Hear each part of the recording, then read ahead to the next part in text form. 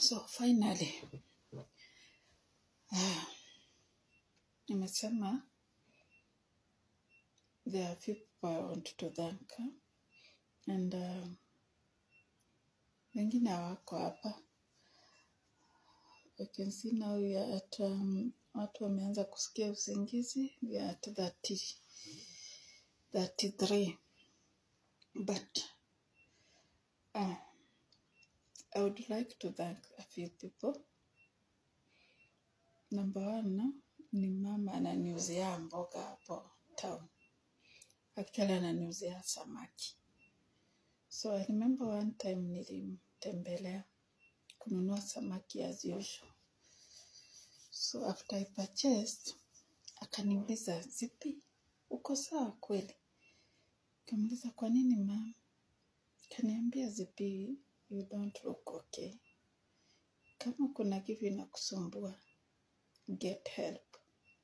So that lady was the first person who made me realize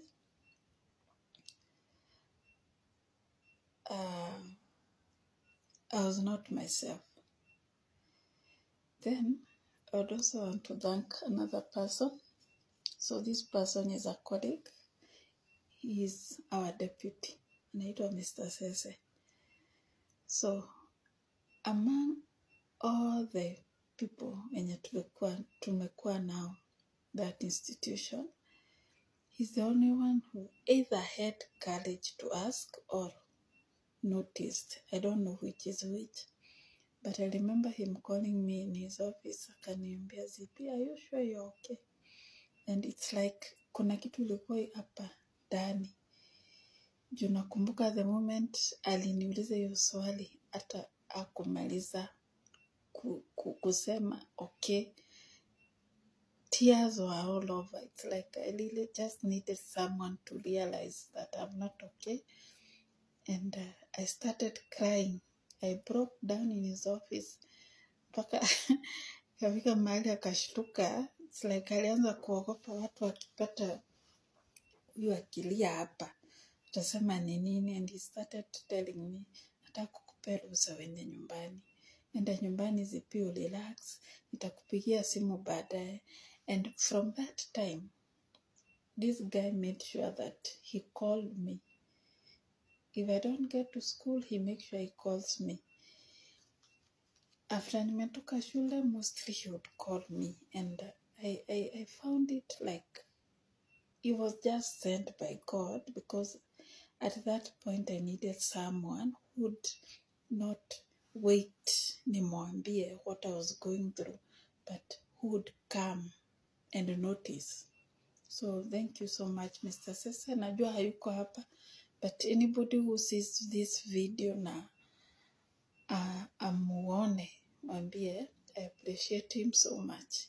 He's one of the people who really stood by me. Okay, the other person I want to stand with, I will not say who he is, but I know he's here. I know Mr. Kariuki. So I remember Mr. Kariuki hatukuwa tunajuana na wewe vizuri, but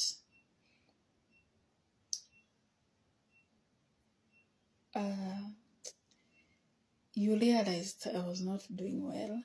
And this guy did not only listen to me, but he also, I don't want to give full information about this guy, but alinisaidia sana, mpaka financially. And he's not my boyfriend. Unajua nasema hapa sitaki kusema about him, watu wanafikiria ni boyfriend. He's not my boyfriend, but he came through for me in a way that most people were not able to. He did not only listen to my story, and especially part yenye pesa za trip nilitumia. He also came through na akatoa part of that money, tukapewa wazazi wenye walikuwa wananifuata sana. So I don't want to give more details on that. But Mr. Kariuki, I appreciate you. Thank you so much for coming through for me. The other person I would like to appreciate, who is also not on this wall, my principal because alinivumilia. Most people know what it means when you use money belonging to students. But alinivumilia. Again, I don't want to talk about that so much, but Mr. Sese, mama wa samaki, hata namwita mama wa samaki, sijui jina yake, but very soon nitamtembelea. Mr. Kariuki and my boss, thank you very much for standing by me or by my side during that period. So at some point, kuna wakati nilifika, I felt like I would nitajinyonga ama nitachukua dawa nikunywe, but because of these people, I still moved on. Now, somebody may be asking, Zippy, now you are telling this as past tense. Are you in a better place? Okay, what I can say, I'm not the way I was last month. And this time it's not through Shylock or loans, but somehow kuna mahali kumefunguka. So I thank God for that. And the lessons I've learned through that season is one, check on your friends. Check on your friends. If you see a change in your friend, and wacha kusema ni maringo, wacha kusema ni pride, wacha kusema ni kiburi, check on them. It's important to check on your friends. Number 2, something as I've learned is that money ni kitu inataka ukae chini, you plan for. You don't just make decisions. Ati unasema wacha nifanye hivi, wacha nifanye hivi. It requires planning. It requires you to sit down and plan before you start using any project you want to start. Requires a lot of planning. Number 3, something else I've learned is avoid Shylock. Avoid Shylock as much as possible. Hata kama ni rafiki yako, hao watu wako kwa biashara, and the moment, by the time anakupea hizo pesa, you are friends, but the moment you delay with that money, you become enemies. So avoid Shylock as much as possible. Na Shylocks wenye wako hapa si waharibi kazi, but if you know you are taking money from a Shylock and you don't know how you'll pay it, don't go for it. Don't go for it. Another thing is that sometimes God brings these things to your life so that you can know and you can reorganize your life. Because one, this thing has taught me that marafiki si wenye mnakula na wao, marafiki si wenye mnakunywa na wao. Mostly the people who help you in your life are strangers, people who have not been very close to you. So that is another lesson I've learned from this. I've also learned that